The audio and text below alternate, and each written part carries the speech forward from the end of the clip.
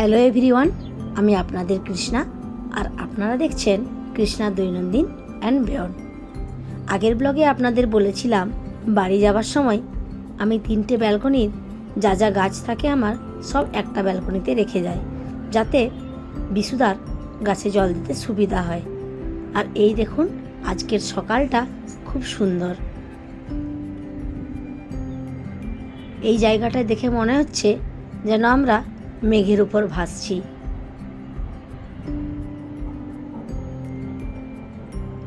আর আজ এতটাই কুয়াশা দিয়েছে, এই কাছের ফ্ল্যাটটা ছাড়া দূরের কোনো কিছুই দেখা যাচ্ছে না।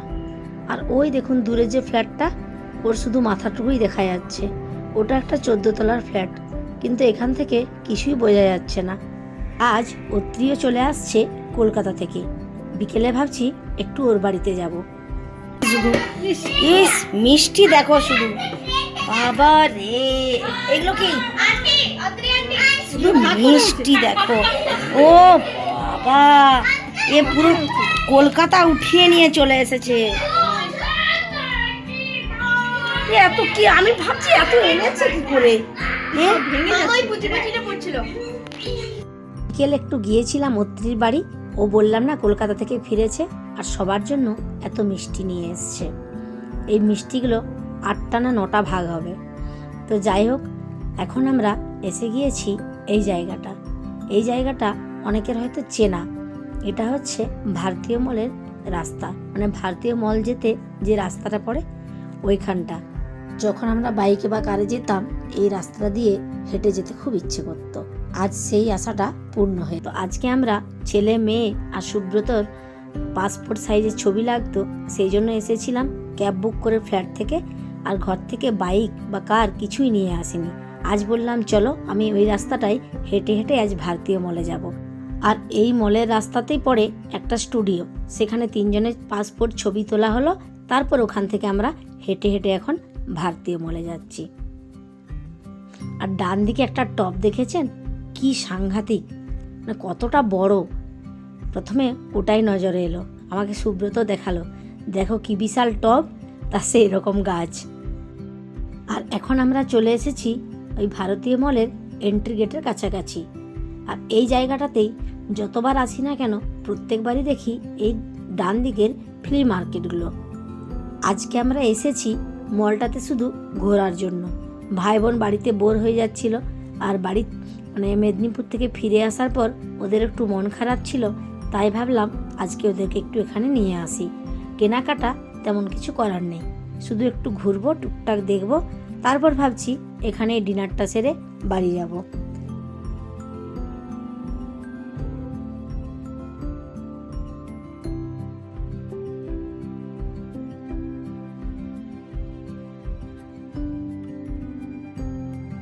অদ্রিত,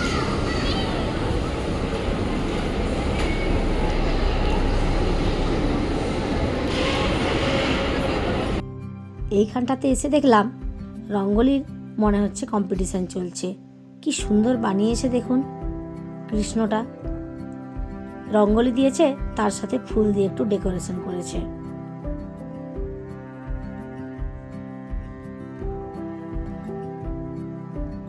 চলুন ওই সাইডটাতে যাই। ওই সাইডেও আরো 2-4 জন দেখছি সুন্দর সুন্দর ডিজাইন বানিয়েছে। এই দেখুন, এটা দেখে কেউ বলবে যেটা রঙ্গোলি দিয়ে বানানো।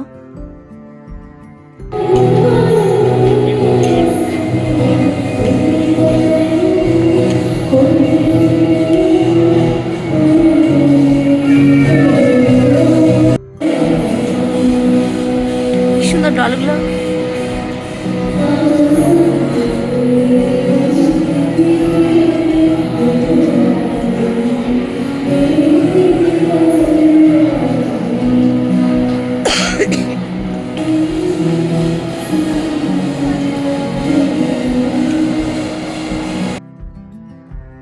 এই মলটা বেশ বড়। আমি তো যতবারই আসি গুলিয়ে ফেলি কোন দিকে ঢুকলাম আর কোন দিকে বেরোবো। আর আমার ঘর থেকেই, মানে আমাদের ফ্ল্যাট থেকে খুব একটা দূরে নয়, ব্যাঙ্গালোরের সব থেকে বড় একটা মল আছে জানেন, এশিয়ান মল। যদিও আমি সেখানে কোনোদিন যাইনি, ভাবছি একদিন গিয়ে দেখে আসতে হবে। যদি আমি যাই আপনাদেরও সঙ্গে নিয়ে যাব।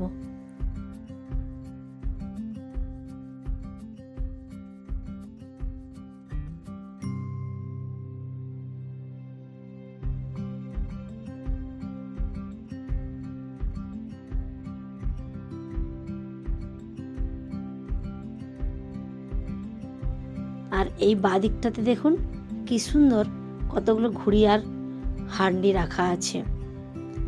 আজ ভাবছি ডিনারটা KFC চিকেনে গিয়েই করব, কারণ ওখানে গেলে ছেলে থেকে মেয়ে থেকে সবাই তাদের পছন্দের খাবারগুলো পেয়ে যায়।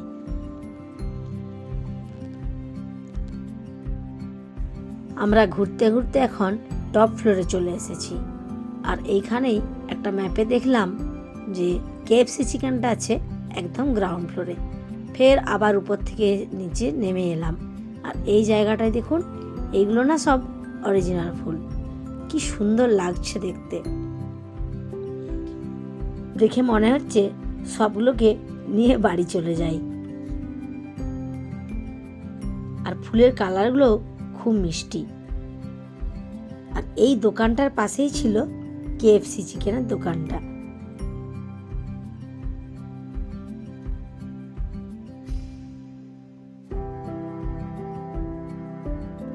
এই জায়গাটা দেখুন কত বড় বড় বুকে সব বানানো আছে।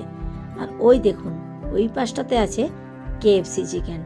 আমরা এর আগে এখানে KFC চিকেন কোনোদিন খাইনি। আমাদের বাড়ি থেকে কনুরু রোড যেতে একটা দোকান পড়ে KFC, ওখানে যেতাম। ভারতীয় মেলে এই প্রথম, তাই প্রথমে খুঁজে পাচ্ছিলাম না এই চিকেনের দোকানটা কোনখানে। আর এখন এইভাবেই চিকেনটা অর্ডার দিতে হয়, মানে আপনি কি খাবেন না খাবেন এখানে অর্ডার করে এখানেই পেমেন্ট করে দিতে হয়। তাই সুব্রত এখন পেমেন্ট করছে আর আমরা সব হাত ধুয়ে অপেক্ষা করছি কখন ডিনার আসবে।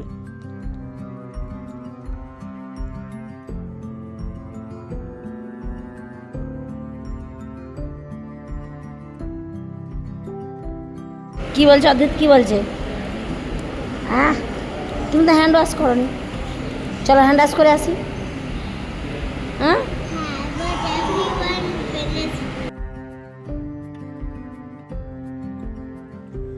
আমাদের খাওয়া শেষ। খাওয়া শেষে আরেকটু ঘুরে নিচ্ছি, এবার বাড়ি যাওয়ার পালা।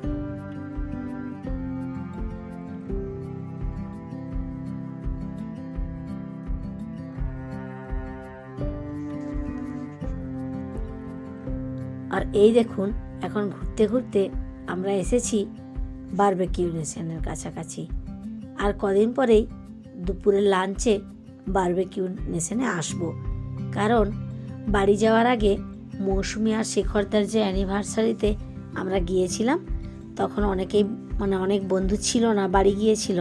তাই ওরা বলল সবাই ফিরে আসো, তারপর একদিন বারবিকিউ নেশনে গিয়ে সবাই লাঞ্চ করব। দেখা যাক কবে যাওয়া হয়, কবে সবার টাইম হয়। আর এই জায়গাটা দেখছেন, এটা আজ আমি প্রথম এলাম, আমরা সবাই এই দিকটাতে আসিনি, এই মলটার এই সাইডটাতে। আর অধৃত্য এই জায়গাটা এসে ভীষণ খুশি। অনেকটা ডাউন আছে, শুধু দৌড়ে বেড়াচ্ছে।